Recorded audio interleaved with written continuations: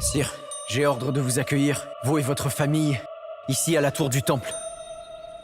Vive la France! Vive la Révolution! With 2023's John de Barry, we receive the extravagance, the overindulgence, and the complete lack of awareness from the ruling class for what would soon follow in the form of Madame Guillotine and to the horror of the Revolution. In 2024, we have the continuation of that history through Le Deluge, starring Guillaume Canet as Louis XVI and Melanie Laurent as Marie Antoinette. The difference between these two movies in terms of tone, colour and energy could not be further contrasted. Le Deluge, and as one would expect from the intent, and for the full duration of this uncomfortable watch, that isn't to say the movie was a poor choice.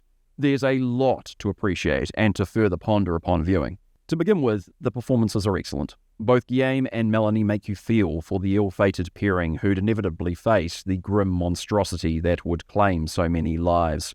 While this film can be classified as of the biography, drama and or history genre, it does play like a horror. At times, the music is right ghoulish. The feature has a slow and brooding pace, with many macabre conversations over death and cruelty, and there is this aggressive and gloomy tone, whether it be through the teary-eyed glances, the uncomfortable attempts as a family where the condemned would seek some enjoyment, even hope, and to the hatred exhibited by their captors. There's the grim captain who roams about the Square de Temple, resurfaces with a malice to suck all life from proceedings, to confiscate, to deny, and to do perhaps much worse, only to then remind the viewer how he had lost everything himself, to his misery having lost a son whom he could not provide for, starvation a cruel fate for many French civilians during this period, while the monarchy played and revelled in luxury, ignorant to the suffering that surrounded them. There have been very few movies that I've seen where the costumes somehow take a life of their own, where the costuming becomes such an integral part of the story. Along with the set design, the feature begins with the flamboyant and the grandiose, the wigs, the powdered faces, the gowns and the justaucorps, the horse-drawn carriage, and then, as time passes, the clothing becomes increasingly tired and dishevelled, the script making fresh and clean clothing a point of inquiry, and for his family, by the king from those who have now rejected him. What I did really appreciate about Le Deluge was with how very real and human this feature presented, with much focus upon the flaws and the frailty. There aren't the stereotypical caricatures, nor are there the good and evil archetypes.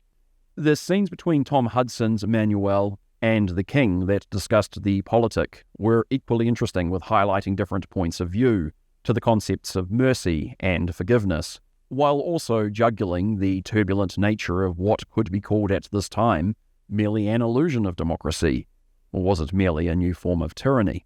With how Emmanuel sees his former king as human, with flaws but perfectly relatable sentiments, including compassion for those that he once called his subjects. In particular, the scenes where the king would attempt to embrace of a forlorn hope, imagine himself soon free and living a normal life, and how Marie Antoinette would challenge his delusion, only to briefly obtain some semblance of hope herself, to then have it swiftly taken away with the deliverance of the National Convention's sentence. Le Deluge is a tough watch. While I wouldn't say that I enjoyed it, the movie certainly raised some interesting questions about this abhorrent history, to the tragedy and to the anguish experienced for the condemned monarchs, including the revolutionary who wished to look upon them as the tyrant, only to now see yet another victim amid the chaos of revolution. Je ne supporte plus ta stupidité indécente pendant que ces bandits nous torturent. La France ne m'a jamais aimé. Mais moi, je t'ai toujours aimé.